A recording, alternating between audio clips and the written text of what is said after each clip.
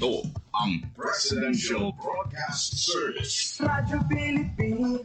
Radyo Publiko ng Bagong Pilipinas para sa Bagong Pilipino. Naghahatid ng mahahalagang balita at impormasyon na guugnay ng pamahalaan sa sambayanan. Tulay sa himpapawid ng serbisyo publiko. Radyo Pilipinas. Radyo Publiko. Ang boses ng Pangulo. Sa Iloilo, Radyo Pilipinas. 585 AM. Oras sa Radyo Pilipinas, alas 8:01 sa aga. Nagapanguna nga balita sa syudad, sa mga banwa, sa probinsya sa Iloilo, kagkaingon ng mga probinsya. Mga pananawon sa likod sa mga balita. Inyong mabatian sa Radyo Pilipinas Iloilo. News! Mga balita na magasugata sa inyong nga aga. Ginbantayan, ginsunod, gintipon sa Radyo Pilipinas Iloilo News Team. Gikan sa hulot balitaan. Diretso sa inyong palamatian. Yari nga! Radyo Pilipinas. Radyo Pilipinas News.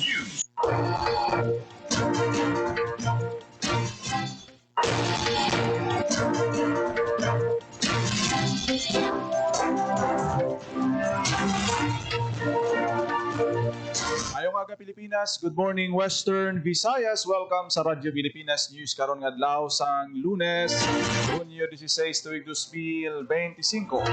Ako ang inyo tagbalita, Junel Baclay, kag karon sa aton mga pangulong dinalang.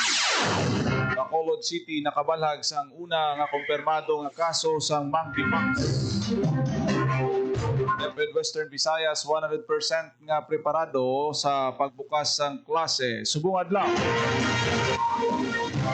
PNP Chief Nicolas Torre III nagbisita sa Police Regional Office 6.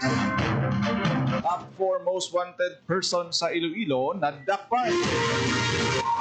1.1 million pesos nga balor sang shabu na kumpiska sa bypass operation sa Bacolod City. Ilegal nga armas kag granada na kumpiska sa senior citizen sa Nabas, Aklan. Lahi seeds nagiwat sang groundbreaking ceremony sa pagkongkreto sang road project sa Sibuna, Guimaras. 446 ka kaso sang dengue sa Aklan na balhag halin Enero tubtob sa bulan sang Hunyo. Oras sa Radyo Pilipinas, alas 8:03 sa aga kay karon sa detalye na sa aton nga mga balita lokal. Pilipinas. Radyo Pilipinas News. Nakabalhag ang Bacolod City sa labing una nga kumpirmado nga kaso sang monkeypox. Suno sa Bacolod City Health Office, ang pasyente ra sa estable nga kondisyon kag padayon nga ginabantayan sa isa ka health facility. Ang CHO kaupod ang Corazon Locsin Montalbano Memorial Regional Hospital ang nag-activate na sa ilang mga protocol para madumalas ang maayong sitwasyon kag padayon nga masiguro ang kaluwasan sang publiko. Ginpasiguro man sa Bacolod City Government nga nakahanda na ang tanan nga ginplastar nila nga tikhang. Ginabisuhan man ang publiko nga magpabilin nga kalmado, padayon nga obrahon ang proper hygiene, sundo ng mga health protocols kag magpakonsulta gilayon sa doktor kung mayara sang sintomas. Radyo Pilipinas. Radyo Pilipinas News. DepEd Western Visayas 100% ang preparasyon kadungan sang pagbukas sang school year subong adlaw. Sa detalye sang balita ni Marian Grace Ereñeta. 100% napreparado na ang Department of Education Western Visayas sa pagbukas ng school year 2025 to 2026 sa mga pampubliko nga bultungan sa Lunes, Hunyo 16. Ini ang pahayag ni Hernan Escolar Jr., Regional Information Officer sa DepEd Western Visayas sa interview sa Radyo Pilipinas Iloilo. Pangayag ni Escolar nga magamonitor ang DepEd 6 sa masobra 2,800 nga public school sa rehiyon sa pagbukas ng klase kag may igapahamtang man nga public assistant desk sa mga bulutmuan, division offices kag regional office para magbaton sang concerns o kung complaints sa mga ginikanan o kung guardian.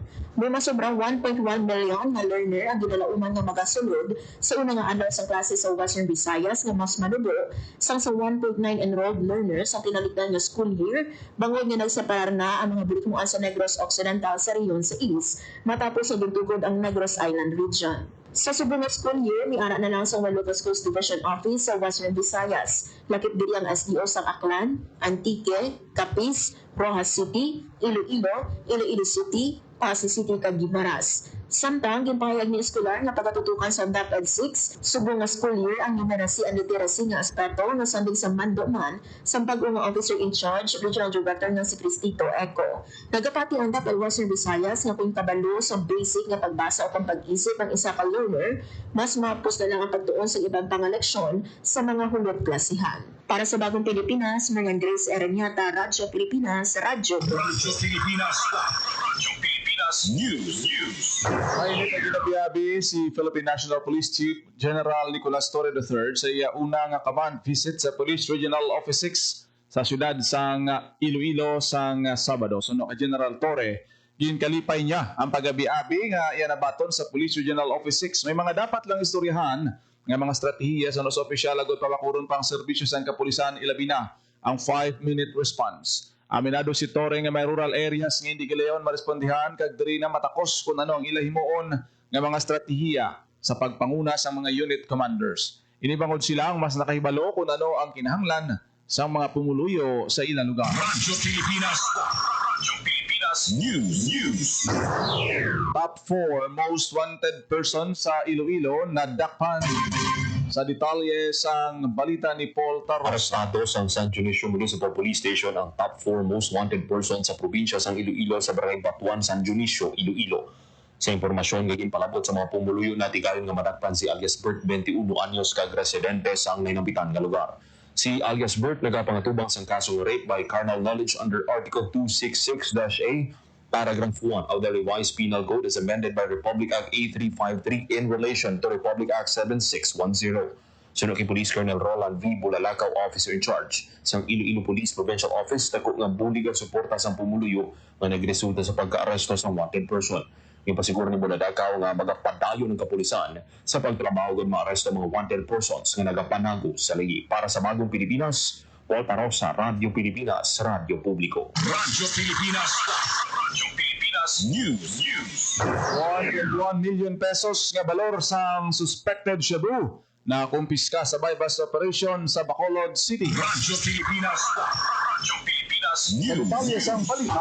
Ako sa Bacolod City Drug Enforcement Unit ang isa ka high-value individual sa ginpatigayon nga bypass operation sa Purukwan, Sisimag, Sungay, Barangay Singkang Airport, Bacolod City.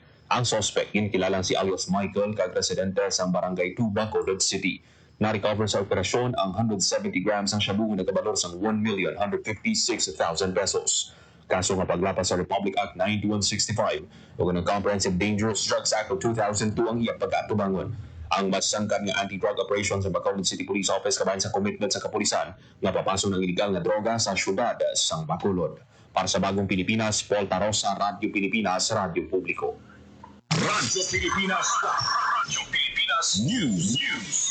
Arestado ang isa ka senior citizen matapos nga makuhaan sang pusil, bala kag rifle grenade sa ginpatigayon nga raid sa Barangay Toledo, Navas, Aklan. Ang suspect ginkilala nga si alias Milo, 65 anyos kag residente sa nainambitan nga lugar. Nakumpiska sa suspect ang isa ka unit sang caliber 38 revolver nga loaded sa 3 ka cartridge, isa ka 40mm rifle grenade. Suno kay Police Regional Office 6 Director Jack Wonky, gidayaw sining masangkan nga kampanya sa Aklan Provincial Police Office batok sa loose firearms. Ang malinalagon nga operasyon nagapakita sa determinasyon sang kapulisan nga arestuhon ang nagahupot sang illegal nga armas luthang. Ginpaandaman man ni Wonky mga tagiya sang undocumented firearms nga i-deposit o kun i-surrender sa pinakamalapit nga estasyon sang pulis agud makalikaw sa kaso. Ang suspect magapangatubang sang kaso nga paglapas sa Republic Act 10591 o Comprehensive Firearms and Ammunition Regulation Act. Radyo Pilipinas. Radyo Pilipinas News. Bugos ang pagpanghanda sa Ilonggo Cup sa pagpatuman sa masangkad na seguridad, subong bukas na ang klase. Ginpahayag ni IPPO Director Roland Bulalakaw ang tanan nga police unit sa probinsya mayara sing koordinasyon sa mga eskwelahan kag local government units. Ang kolaborasyon ginalakipan sang pag-deploy sa traffic enforcers agad magbando sa trapiko kag i-deploy sa mga barangay tanod kag force multipliers para magbulig sa pagbantay. Ginmanduan man sang IPPO mga police units nga magpatigayon sang pagpatrolya sa vicinity sa mga eskwelahan, transport terminals kag mga strategic na lugar. Magapahamtang man sa Police Assistance Desk para madasig ang pagresponde kung may kinahanglan sang bulig sa pumuluyo. Suporta kag kooperasyon ang panawagan sang IPPO sa publiko para sa matawhay nga pagbukas sang klase. Radyo Pilipinas. Radyo Pilipinas News. Naghiwat sa groundbreaking ceremony ang kapit bisig laban sa kahirapan Comprehensive and Integrated Delivery of Social Services sa pangkongreto sang Tambubuhan Tibuason Road Project sa Barangay Maabay, Sibunag, Guimaras. Ang aktibidad ang nagamarka sa pag-umpisa sang road concreting sa kalabaon na 385 meters, valor 4.2 million pesos. Ginalauman nga makabenepisyo sa sub-project ang 106 ka panimalay sa Barangay Maabay.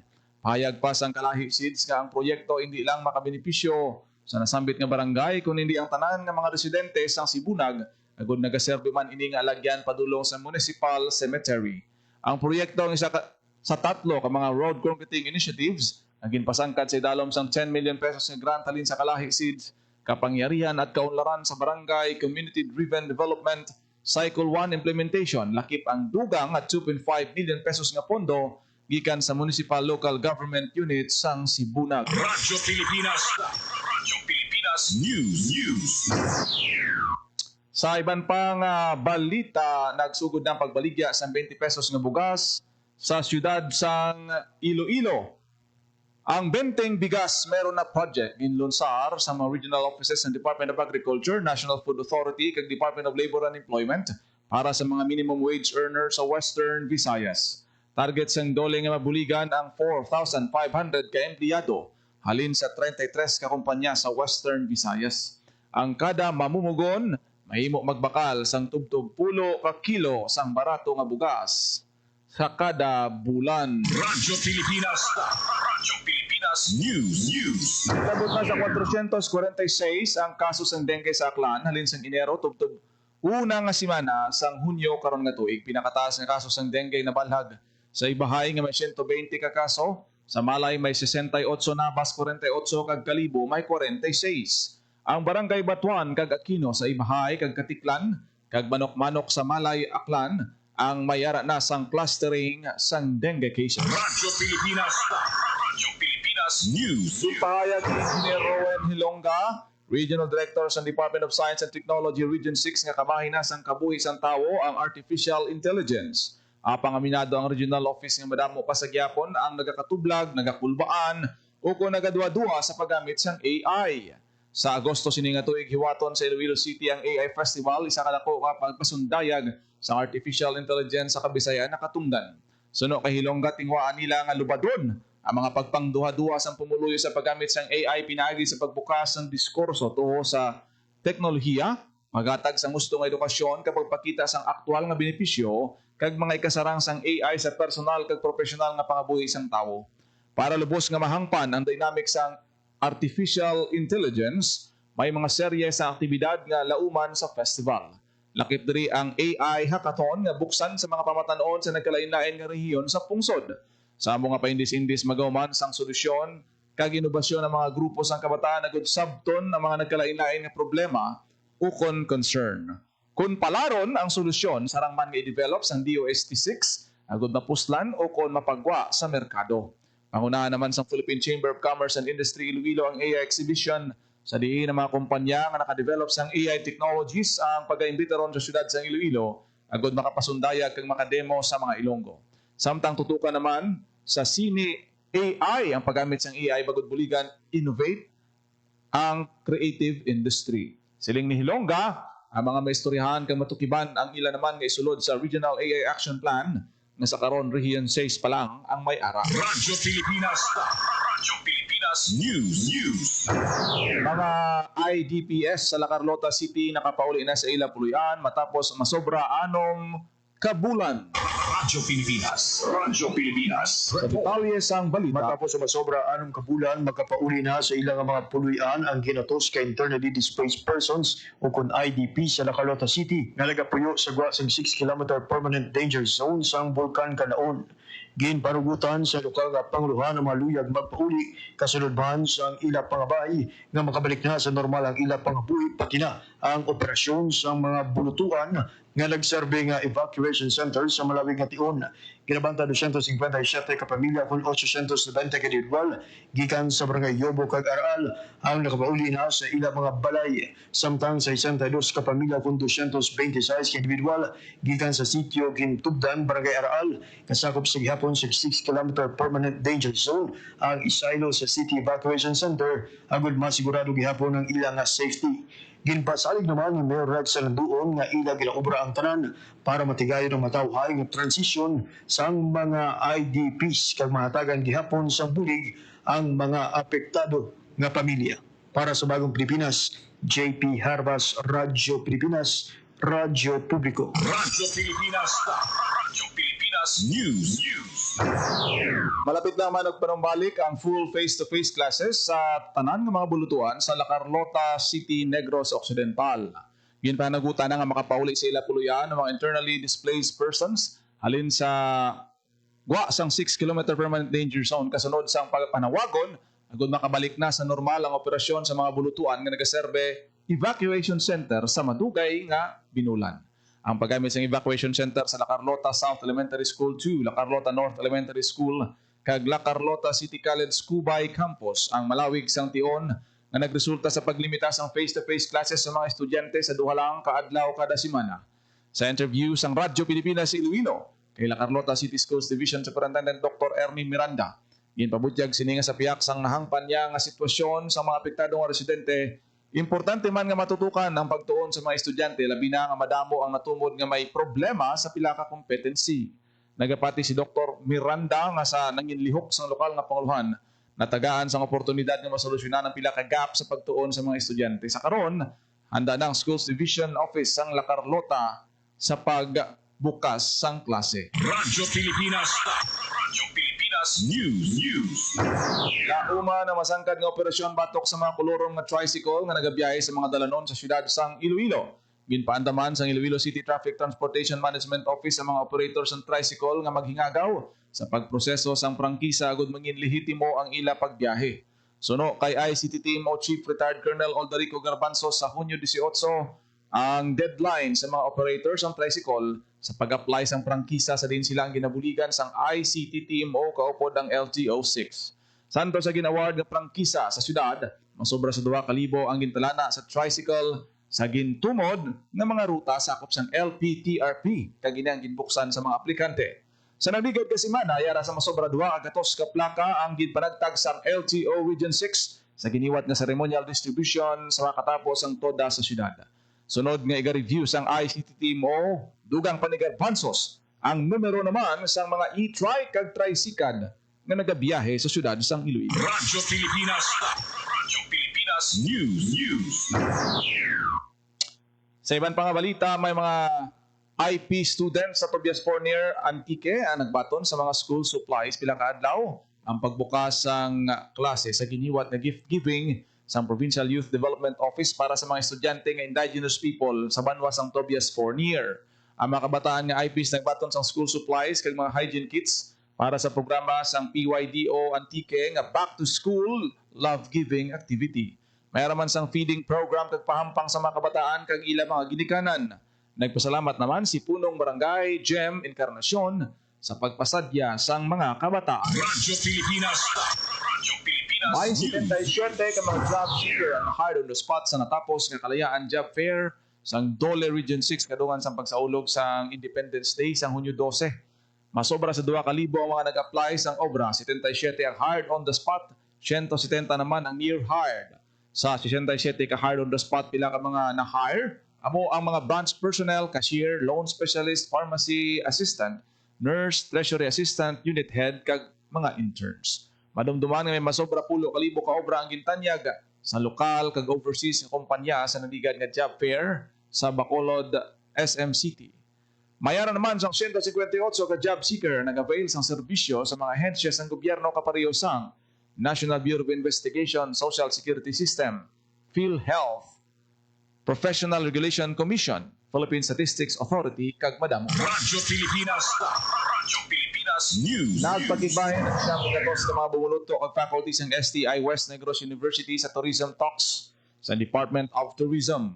Aktibidad ginpangunahan mismo ni DOT Secretary Cristina Garcia Frasco.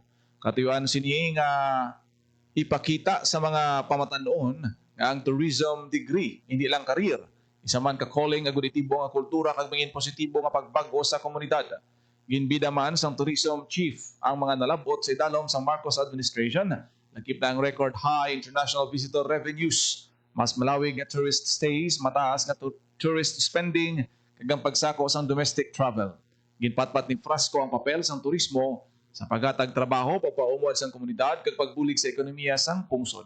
Nagalaon naman ang DOT nga madala pa sa madamo nga lugar sa pungsod ang tourism talk. Radyo Pilipinas. Radyo Pilipinas. Oras sa Radyo Pilipinas sa 21 Radyo sa aga. Pilipinas. Radyo Pilipinas. Kag inyo nabatian ang detalye sa mga nagapauna nga balita sa pagpangalagad sang Radyo Pilipinas News. Subong nga adlaw sang Lunes, June 16, 2025. Sugod na ang klase sa aton sini nga mga bulutuan sa public schools. Salamat gid sa aton sini pinalangga ang mga tagpalamati nga gopod sa aton sini FB Live. Ako na gid lamang inyo alagad ang inyo tagbalita Junel Baclay. Ayong aga Pilipinas. God bless. Radyo Publiko. Radyo Pilipinas.